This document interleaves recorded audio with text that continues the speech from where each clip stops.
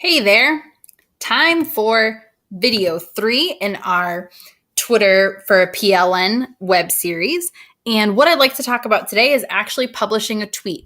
So in our first video, we talked about signing up for Twitter. In our second one, it was customizing our profile and researching some people to follow. And now I just want to talk about the different components of a tweet and how you can actually tweet and get your information out to other people. Now, if you don't feel comfortable tweeting right away, don't worry. There's something called lurking, which allows you to just absorb information and take in some information based on the followers that you have. And that might be a very comfortable spot for you, but I do want to show you how to tweet and the different components. So first, what I would like to do is look at this tweet on my main page. So the account is Higher Education.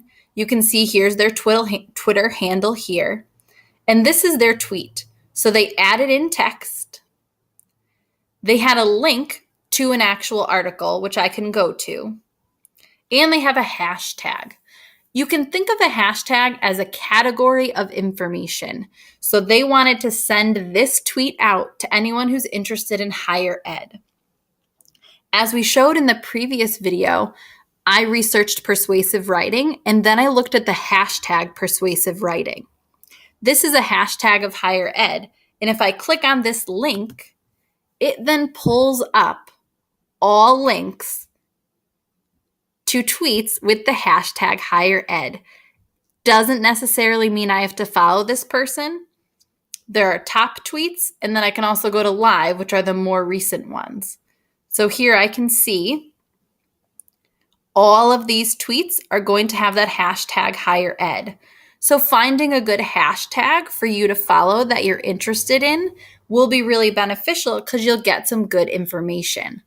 So that's why adding a hashtag into your tweets, I'm going to go back to my home page, can help you get information out there. Or if you want to ask a question to people, adding a hashtag will bring that to a wider audience.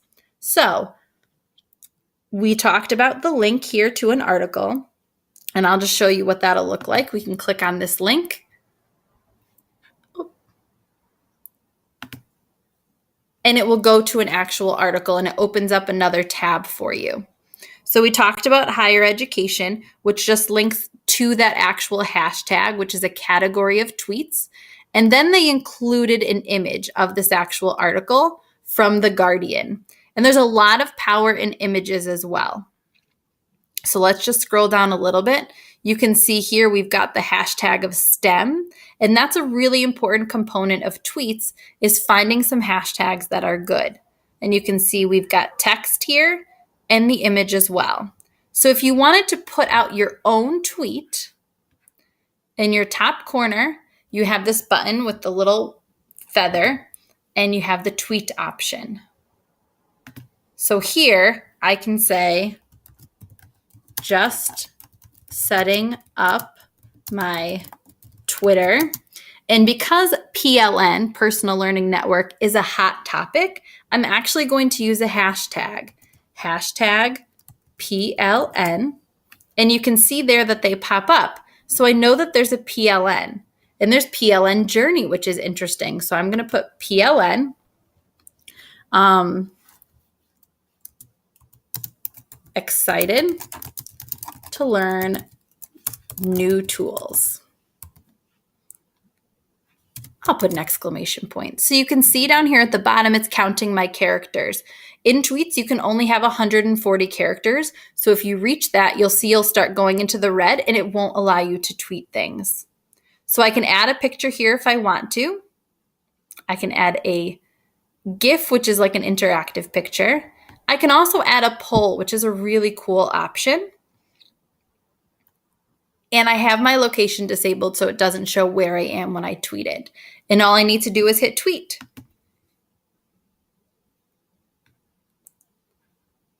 So now my tweet shows up on my timeline.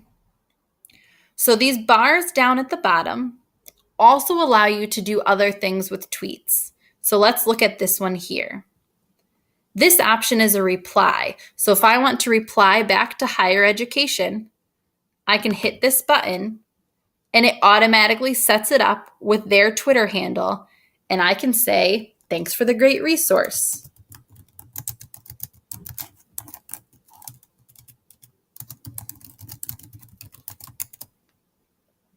And I can hit tweet.